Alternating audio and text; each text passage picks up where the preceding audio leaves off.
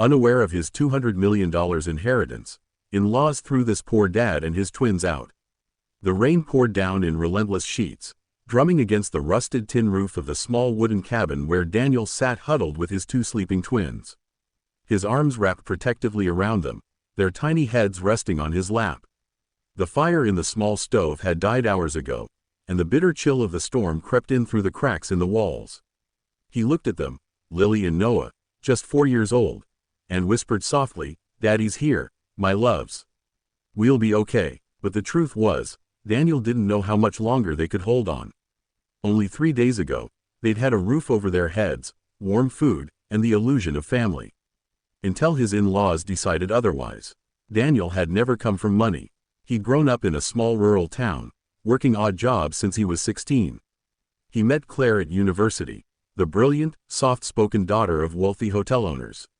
Against her family's wishes, they fell in love. She chose him, the struggling scholarship student, over the line of wealthy suitors her parents preferred. Their marriage was simple but full of warmth. When the twins were born, Daniel promised Claire he would build a better life for them, even if it took years. But life has a cruel way of testing promises. Last winter, Claire was diagnosed with a rare heart condition.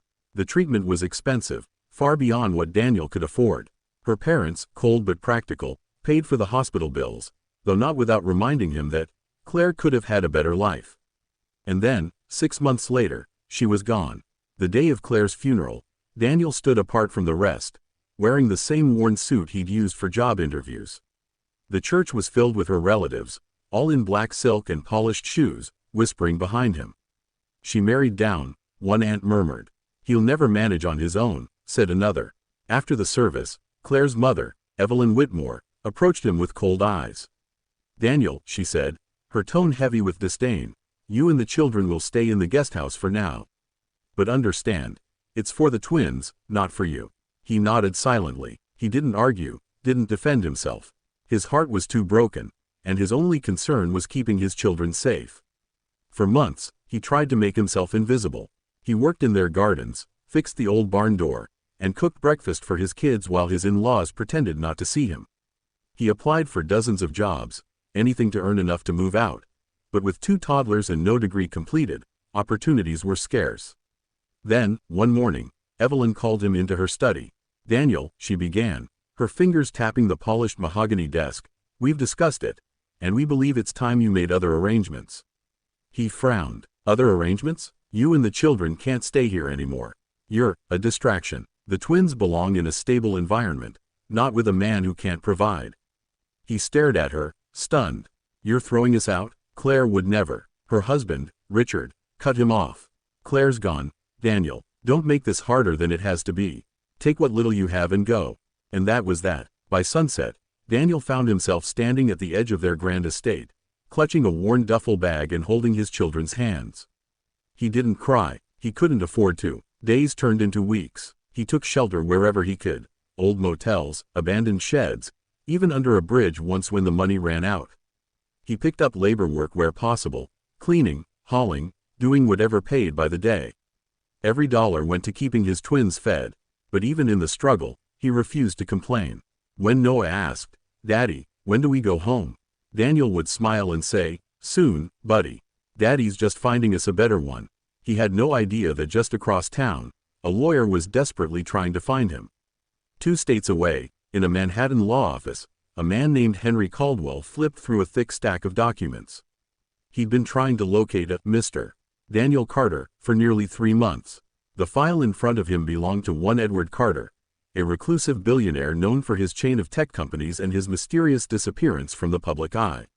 Edward had passed away quietly, leaving behind no known heirs, or so everyone believed. That changed when a private investigator discovered that Edward had a younger brother, Daniel's late father. Which meant Daniel, the struggling widower, was Edward's only living relative, and rightful heir to his $200 million estate. Henry picked up the phone again, frustration creeping into his voice. Try every shelter, every hospital record, every local employment office. He has to be somewhere. Back in the cabin, Daniel finally found a small construction job that paid weekly. It wasn't much, but it meant he could afford rent for a modest room soon. That night, as the twins slept, He looked out the cracked window at the storm and thought about Claire. "Are you watching us?" he whispered. "I'm trying, love, I really am." A knock startled him. He froze. It was past midnight. Who could possibly be out here in the rain? He opened the door to find a man in a drenched suit, holding an umbrella and a leather briefcase. "Mr. Carter?" the man asked. Daniel hesitated. "Yes, I'm Henry Caldwell. I've been looking for you for months. I represent the estate of Edward Carter." "Estate?" Daniel repeated, confused. "Yes, your late uncle." Henry smiled faintly. "I believe you're his sole heir." Daniel blinked, not comprehending. "There must be some mistake. I don't have any uncle with money." Henry handed him a folder. Bank statements, company shares, deeds, everything. Daniel's hands trembled as he flipped through them. This can't be real." "It's very real, Mr. Carter. You've inherited approximately $200 million. For a moment, Daniel couldn't speak. He looked at his sleeping children, their cheeks flushed from the cold, their small hands clutching each other. All the nights of hunger, humiliation, and pain washed over him, and then, for the first time in years, he laughed. It wasn't disbelief, it was relief. 2 weeks later, newspapers buzzed with headlines. "Unknown single father inherits $200 million fortune." The Whitmores saw it too. Evelyn dropped her teacup when she recognized Daniel's face on the TV screen, his twins smiling beside him. "He's rich?" she whispered, stunned. Her husband sighed, pale. "Rich doesn't even begin to cover it." And when Daniel eventually returned, not for revenge, but to forgive, he arrived not in anger, but in quiet dignity. He looked them in the eye and said, "You threw us out when we had nothing. But my children will grow up knowing kindness, not bitterness. Thank you for teaching me what love is not." With that, he walked away, hand in hand with Lily and Noah, into a future that, this time, he could finally build on his own terms.